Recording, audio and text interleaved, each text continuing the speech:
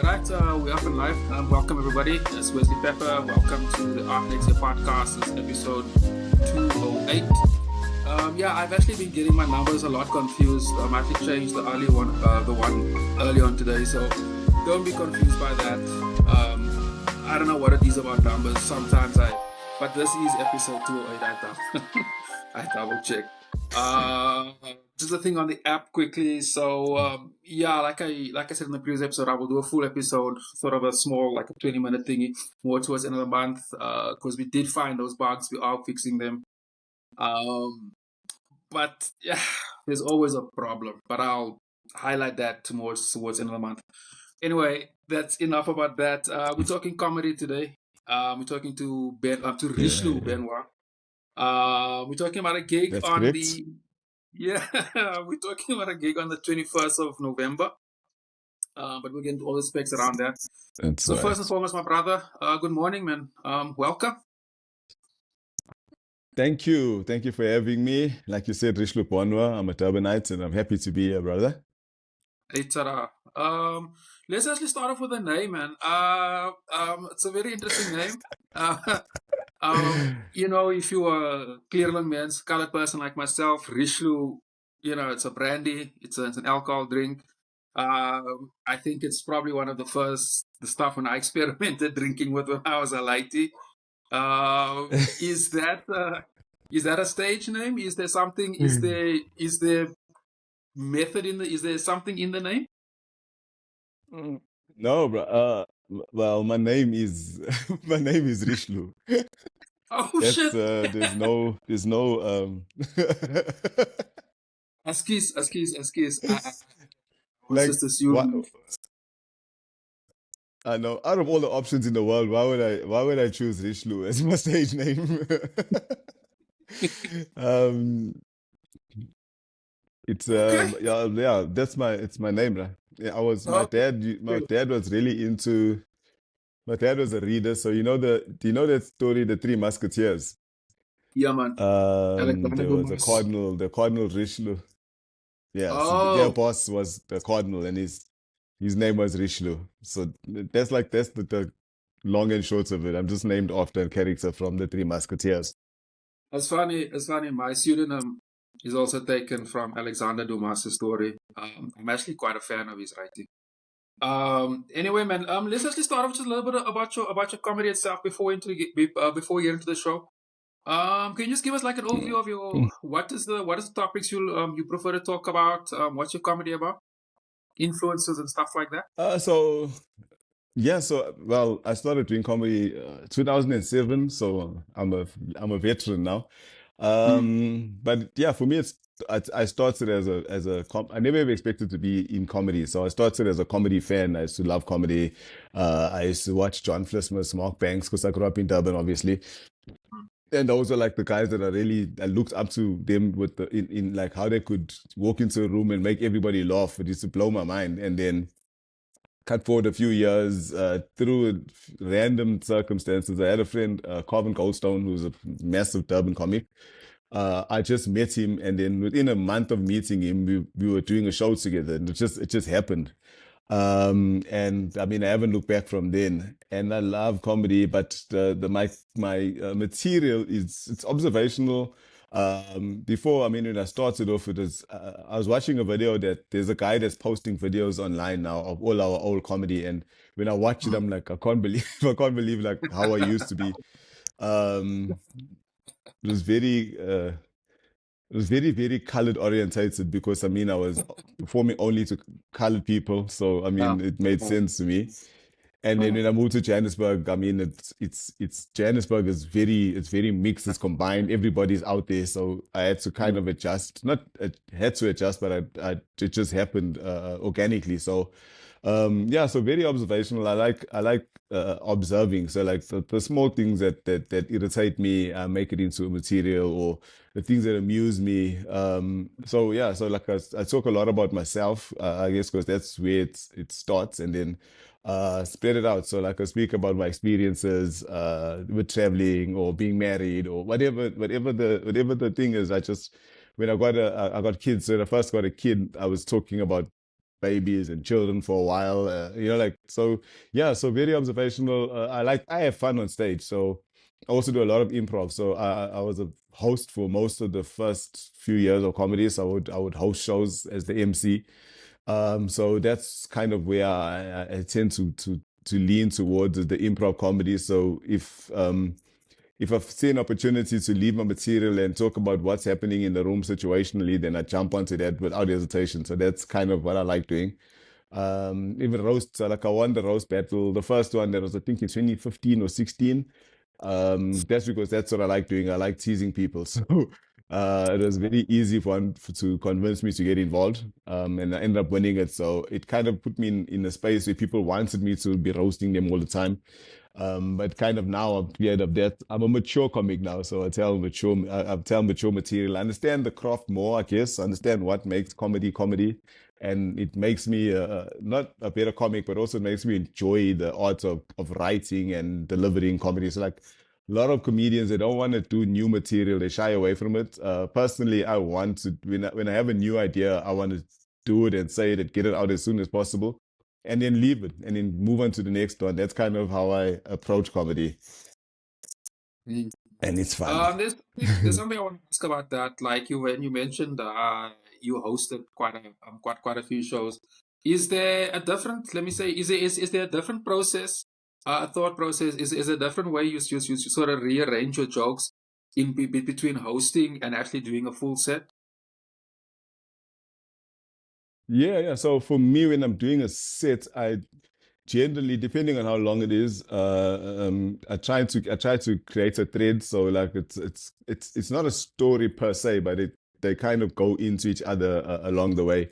So it makes sense that if the first joke is about buying a car, the next joke will be about paying for petrol, and the next joke will be about passengers or Oh, whatever. So oh, like I yeah, kind of yeah, structure it that yeah, yeah, way.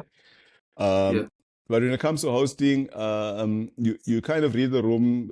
I do a lot of, like I'm saying, improv. So I literally look at the people. I look at the venue. I will talk about whatever is in the moment. So also to allow the comics that are coming on after me or that are performing to explore their material without me kind of pushing, because material it's like it's funny already, so the people like this is a joke, people, and where the laughing points are or where the hit points are, whereas when you're doing improv, it's literally a free fall. You're just jumping in 2 feet into an unknown territory, and I find that people enjoy it more because we're all in the same moment, we're all observing the same thing, and we're all going through Yeah, the yeah, same yeah, journey. yeah, So yeah, I love yeah, doing yeah, that. So yeah. that's Interesting. kind of what I do, Interesting. and I Yeah, and I yeah. do enjoy it. I enjoy that Um, that aspect of comedy where you. yeah. Interesting. Another question on that with regards to roasting.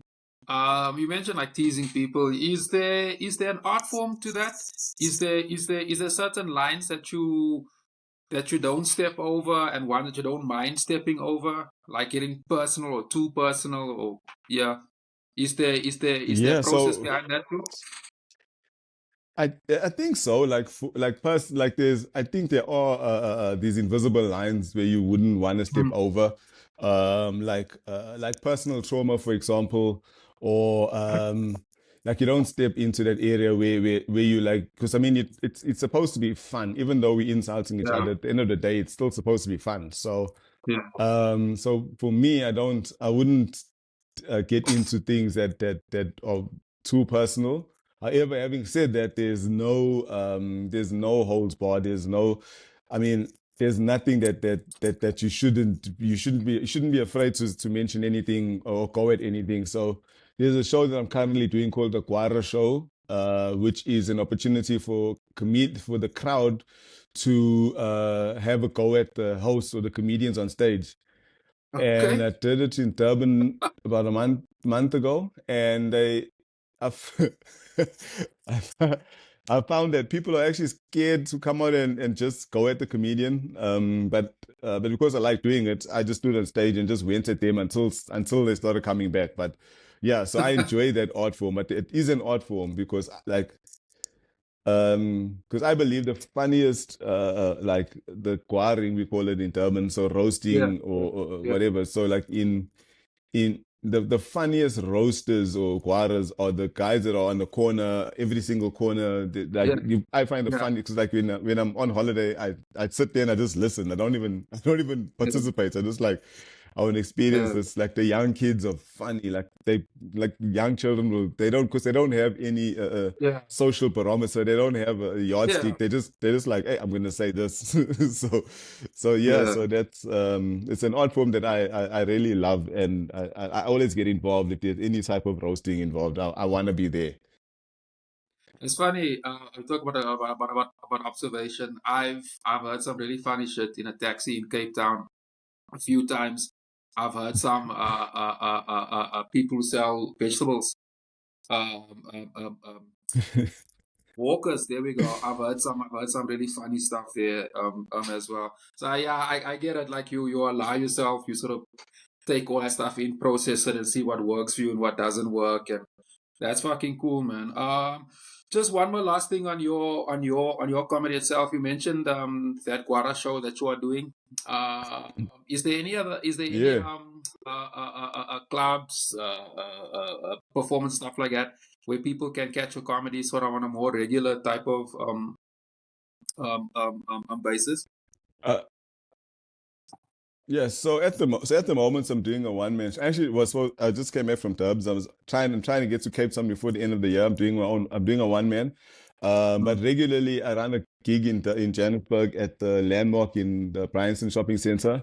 There's Bays Lounge in Santon in the mall in the hotel there. I forget the name of this hotel, the Marriott. There's a few rooms, but I mean the comedy rooms that we know of before, there's none. So generally, comedy is run in bars nowadays. Yeah. I know Cape Town Yeah. is very structured at the moment. But yeah, in Joburg, there's a few rooms that we play in. But like personally, I've just been focusing on trying to do my one man for like the last maybe most part of this year. So Mm. I've barely been like been on lineups in Joburg. We've obviously on Sundays we've got the Bioscope, and every other Mm. Sunday we've got Arts History that's in Santon as well. So there's some beautiful rooms that we've got running. So for me personally, when I'm there, I jump on. I'll do 5 or 10. Mm. And obviously like the show that we're doing this week Friday, I like those type of shows that are structured. Like I said, I'm an old comic now. I'm hardly out on the streets just chasing comedy. Yeah. Yeah, man. Let's actually get into the show. Comedy Night at Delta Park. You guys got there's a very cool lineup as well, and there's a cause behind it. But we'll get into that to the Desmond Memorial thing towards the end. Just give us a little bit of overview on the show and the comics or the featured comics. Okay, so yeah, so there's four of us on the lineup. Chris Forrest will probably host the show. I think everybody's familiar with Chris Forrest. He's identified himself as a chef now, so he does a Yeah, lot of the man. braai stuff and a lot of the cooking stuff. Yeah, But I remember him from like the Pure Monati show back in yeah. the Pure day. He was Monate like thing. the only white Yeah, guy on the show. yeah. Yeah, and I mean, he's like one of the first deadpan or one-liner comedians that I knew in South Africa. But yeah, so he's grown now and he's done a lot. He's the show that we're doing now is actually under his company, which is Pickle Ginger. So they're hosting us essentially. They Mhm. invited us to do the show. We've got Q Dube, who's from Zimbabwe. Brilliant comic, very nice guy. Well, I can't tell you the material, obviously, but he's everywhere, like literally everywhere. And every time I open social media, I see that Q is somewhere. I think he fits into this lineup perfectly because all of the styles that we're gonna see are all different styles. We've got Okay. myself, then we've got Q, we've got Chris, and then we've got Eric. Eric is Joburg boy, so he stays in like Reche Park side. So his accents is one that I didn't grow up with. So before he even speaks in his material, I'm first focusing on the accent. But he's been the young comic for the longest time. But also very cool. I've seen Eric grow from when he first started doing comedy at Parker's back in the day. It's great to watch him grow and get onto lineups and see him get better and better. So yeah, I think the lineup is a nice mix of comics. So when I do lineups, I like to look the same thing. I like to try and choose people who work together nicely. So different types of material or Interesting. different types of Yeah. styles of comedy, because you want people to Interesting. witness different styles. Oh, okay. That's interesting. So each comic sort of sets up the next one and so on and so on, right? Exactly. Ah, okay. I never knew that. That's so just a follow-up question on that, man. Can you just give us an overview of your set that you are preparing for Sunday? Is there something specific you're gonna be talking about? So with that, because we're doing the guy, for me it's like it's always feels like a clean slate every time like we do these kind of things. I think we did a similar one about maybe in May or June. Because for that it's like I don't write a new set. I just set up the I because I've got new, like I said, I love performing new bits. So I will perform because it's in a school. I'll probably bring in some ideas about around that. Because we're doing it for like a charity and we're trying to raise Yeah, funds. I'll speak about that. So I have my base material, and then I will just sort of offhandedly step improvise. into the year now for a bit. So that's kind of how I approach these type of things. Interesting. Let's actually get into that memorial, the Desmond Matlaila memoir. Sorry. I understand that he lost his eyesight, and it sounds like but he's looking for funds around his book. It sounds like he's Yeah. something very inspirational. Sort of want to speak about his life story. Yeah, can you comment on that? Do you know anything? Yeah. Yeah, can you give us anything else on that? Okay. So like personally, I haven't read the book, so I'm hoping by the time we leave the show, I'll have a book to read because we Okay, read. I'm a sounds I'm good. a reader, even though is that the phone? Can you? That's a loud phone. Excuse me. I should have put it off. Pardon. Yeah. Yeah. Sorry, man. Yeah. You were saying? Yeah. So hopefully, like I'm saying, I haven't got a chance to read the book, but I did read the his story and how he's got to the point where he is now. Because the funding that he had previously to publish the book, he was involved in a motor accident and he had to Yeah. use that funds I mean, to get back onto his feet and get healthy again. So yeah, so like the story is, I mean, it's without even having an idea of how the book is written or what, but you can kind of get an idea of the story. So Uh, for me, I'm interested to hear the story, but I'm also excited to, if I'm not saying if, I'm saying that we are part of getting this book up and out, because for me to get, I mean, everybody I think has a book inside them. You know what I mean? Like they have an opportunity to write a book or they want to write a book and they all have a story. So if we have to have somebody that has a story, that's an interesting story. And it's one there's obviously had a lot of misfortune. So for this to be the turnaround in his life, or for his book to come out and for that to just change his trajectory, and for us to be a part of that excites me. So I'm excited for uh, that part of it, that we can affect somebody's life. Not just us. I mean, whoever's gonna buy tickets and come out to the show, and we're all gonna, I mean, have a good time. So uh, that's just the bonus side of it. So yeah, man, I just want the people to come out. I just want us to be able to plug in and to plow in and to give back to this guy. And I mean, I'll even avail myself further than the show, that like if he needs anything else when he's promoting the book or whatever, I'll put my energy in there because I like these type of stories and to be a part of this type of story. So yeah, man, I'm excited to do the show for this, just for the cause, I guess, besides the fun. just a question on that. Like, is any of your material based on Desmond's story? I mean, in other words, are you making fun, or I think making fun is probably a bit of a sharp word. Are you lampooning any other, or giving a different? I don't want to make it sound like you're making Gatteverso, man, but like, are you? Yeah, is No. any of your material gonna be based sort of on his story? Yeah, like I'm saying to you, it's I guess when you meet the person, it will kind of give you an idea of whether or not you can touch on it. Because some people or some stories are serious, and the people are even more serious than the stories, you know. So Yeah, that's why I'm asking. some, I mean, depends on how comfortable he is with the story and with, I mean, because I mean, at the end of the day, we are comedians and we are able to That take a story and twist it. I mean, not to make fun, but to not to make light, but also to make people comfortable with it. Because I mean, even though there's a lot of tragedy in the story, he's proving to us that the tragedy is not the end. So for me, I always grab that and be like, "I sharp, we're moving on." So we're not dwelling on the pain, are we? So I can't say I will, but I also can't say I won't. pretty well. Yeah. It'll whatever happens on the day happens on the day. Yeah, I mean, like he is promoting this thing at a comedy show, so I'm sure there'll be some reference to something around that. Definitely. Yeah. And I'm sure No, he has, and I I'm can sure he's almost, got a yeah. sense of humor as well. So I mean, because that's why he's probably partnering with everybody. Yeah, hope so. Yeah, it would suck if it was the other way.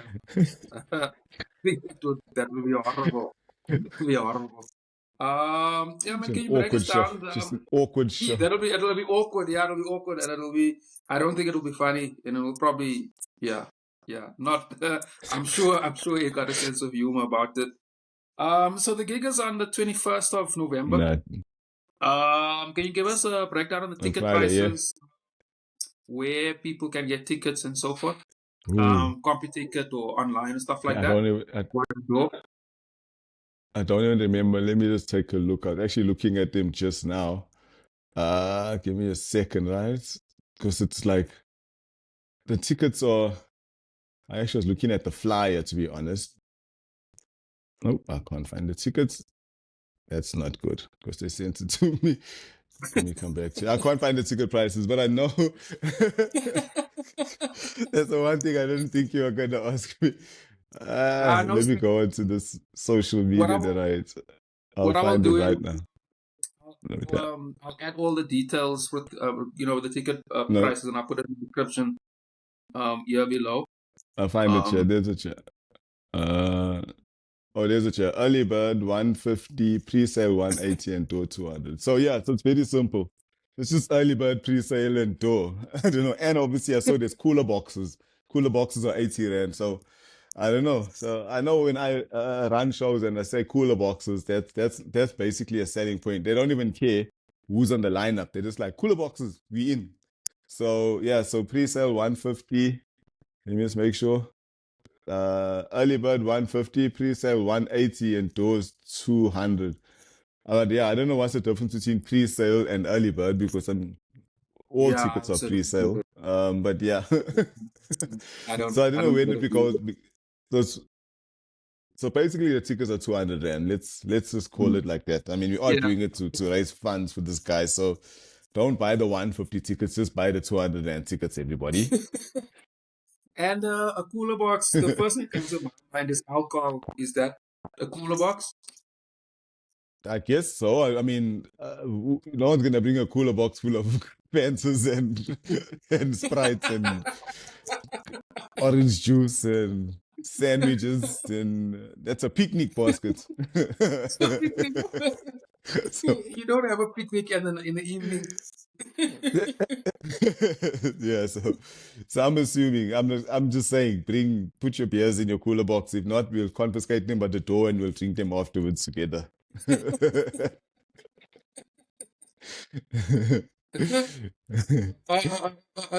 to the listeners, I'll put a description for all our stuff.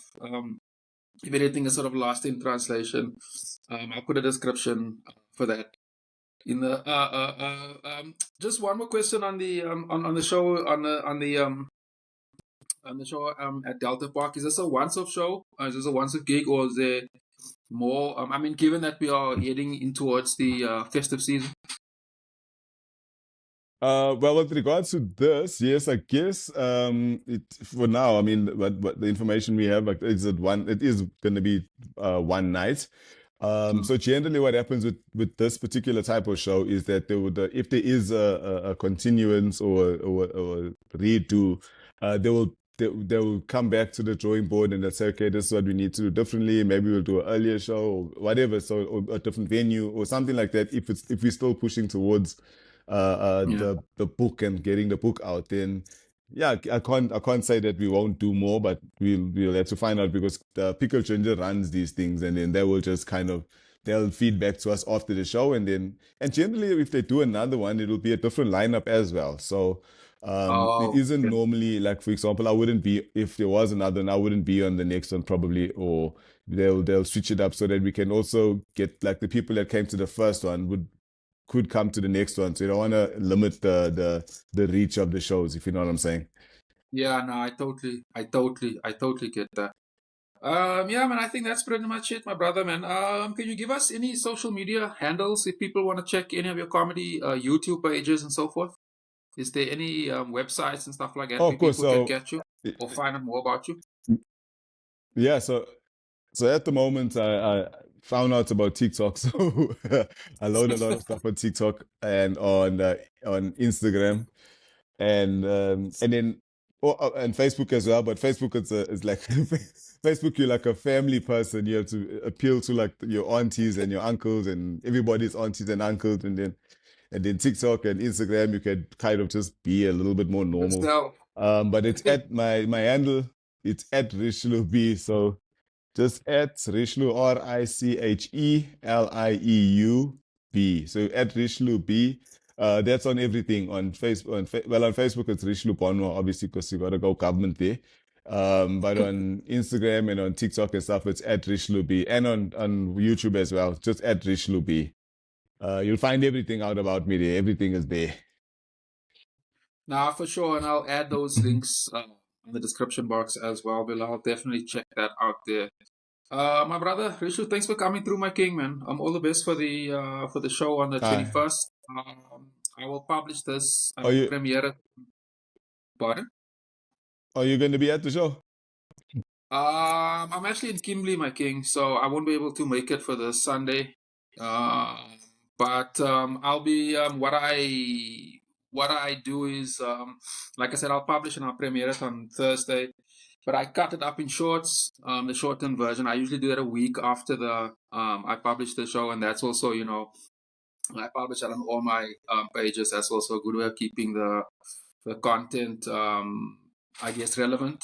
And I'll cool. obviously I'll tag you with all of that on your probably on Instagram as well. Yeah, because also like Facebook. Yeah, these different social media platforms, you can't use one thing on every single one of them. You gotta find what works for whatever. All these platforms work for different formats, different and so forth. But I'll definitely keep you up to speed regarding that. And all the best for the show, man. I hope you guys make a lot of money. I wish that on every single one of my guests. I hope it's a sellout. Yeah, man. Yeah, also, man. Yeah, you say something. Yeah, I did ask. Again, I wasn't going to go out to dates and stuff, but that's all good. My brother, thanks for coming through, man. I'll let you know when I publish this episode. Like I said, all the best for the gig on the 21st. Away. Thanks for having me, brother. Great looking, man. Sharp. Away. Sweet. Sharp. As I leave.